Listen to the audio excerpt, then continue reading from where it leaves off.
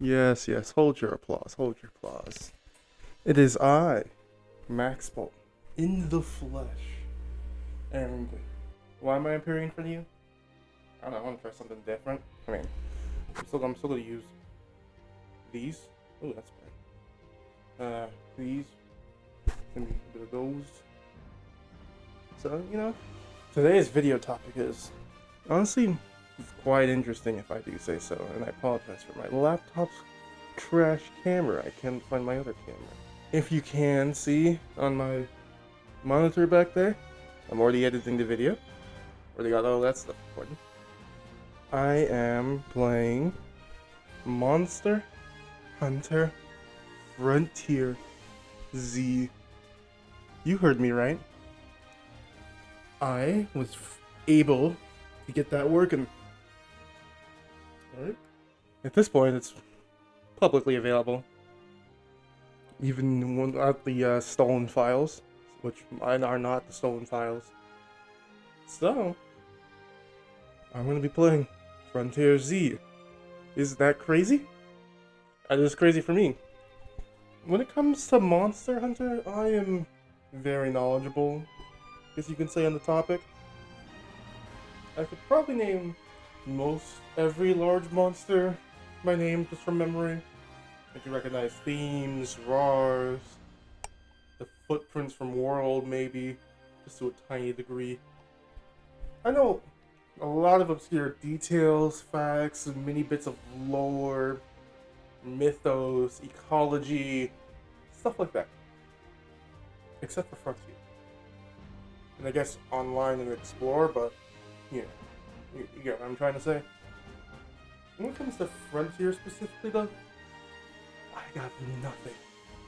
I've got nothing, zero, nada knowledge on anything related to Frontier. Well, actually, I do have some. The music's pretty banger though. Oh, I'm gonna... I'm on my end. Give me something playing. Join me as I take on Crab. I can't remember the name of. Let me talk about what I like about Crab, okay? Crab is very interesting. It's got the little pokey claw from like the lobsters in Elden Ring, I guess, and big meaty smashy claw. And it uses one like a sword and shield. It uses them like swords and shields in all honesty, using the big claw to block and do big heavy slams, while the pokey claw to do quick little steps. Step. My experience with it was very interesting. See, I picked up bow for my run, seeing as bow is one of my favorite weapons just in general. And Monster Hunter, I just like using bows. So, most of this early gameplay is me struggling with the controls. Don't worry, I ended up figuring it out like 6 hours later, but I do learn the controls. Got my controller mapped, all the stuff I need. So if you see me doing weird pauses or struggling with things, that's because I'm trying to figure out what to do with my controller and keyboard, because there's not enough button maps on the controller to do everything with the controller. I had done some hunts before I started recording, because actually I forgot to start recording. I forgot I was supposed to be recording my gameplay. Luckily I didn't find anything new. I only fought like a Velociraptor, and that was it. So jumping into Frontier, first of all, it's clearly got that Monster Hunter Freedom Unite engine, right? That's that same sort of feel and everything like the Freedom Unite brought. And well, Monster Hunter 2, those, you get what I'm trying to say. Crab is very interesting as it has multiple phases depending on how much of the shell you can crack. By the way, I can't see anymore. These things fogged up, so. When you crack the crab shell, layers of underneath appear. Starts off with mud crab. Mud crab leaves big dust explosions everywhere. And then goes to orange crab. And that's as far as I've gotten. Let's be honest. Monsters in Frontier die like hyper quick, especially with this instructor guy. Like, leave me alone. I'm gonna hunt the monsters. Let me learn on my own. But they just die so quick, it's not even funny. Things I really actually like the crab. Design-wise, it's simple. And I'm a huge fan of simplistic, semi-real, fantastical realism, if you will. Like, you look at my favorite monsters, Antonath, Diaprist, uh, to some degree Namiel. Those monsters that are on the border of fantasy and realistic are like some of my favorites. About the shell break things, I kind of forgot. When orange shell does break, it goes into a smaller blue version with lightning. Never got to it. It died in like 5 minutes. Yeah. Also, you'll see me being consumed by greed.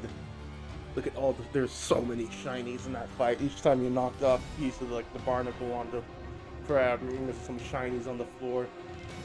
So I honestly made like, I only had 103 times total. I had 2 of them recorded, and it was 3 times 100. It was pretty much enough to make the entire armor set. I mean, there's some extra items I had to go out and do like gathering quests for, which, by the way, gathering quests, very cool. I'm glad to see them still be in. Not so cool. I couldn't make the gloves. I don't know where fishing bugs are. I can't look up where fishing bugs are because every time I type in Monster Hunter Frontier Z fishing bug, I get bug notes. If you guys know, because honestly that full set's nice with some high grade earplugs and some elemental damage for the bow users, that'd be fire. This is still brand new, and this is coming from someone who's not necessarily a big fan of later Frontier designs. Never was really that person who's like, ah, yes, tons of spikes, love tons of spikes, pointy bits and crazy looking things. So I'm interested to see. So far, I've gotten decent far in HR2, but the designs I've liked, and so far these monsters, I actually would love to see on return in the mainline games. We'll see if that continues once we get to endgame monsters. Something tells me that's going to be a bit different. Yeah, Sunbrook News was today. I watched it. Oh, probably should. I'll edit that out because people may not want spoilers. Sorry. This is gonna be a weird beep. If you know, you know. Explosion. Please turn, like, and subscribe if you like and want to subscribe. And Gordon Magella will never return on the game that's not focused on Frizz. Take that, Gordon Magella fans. And see you later.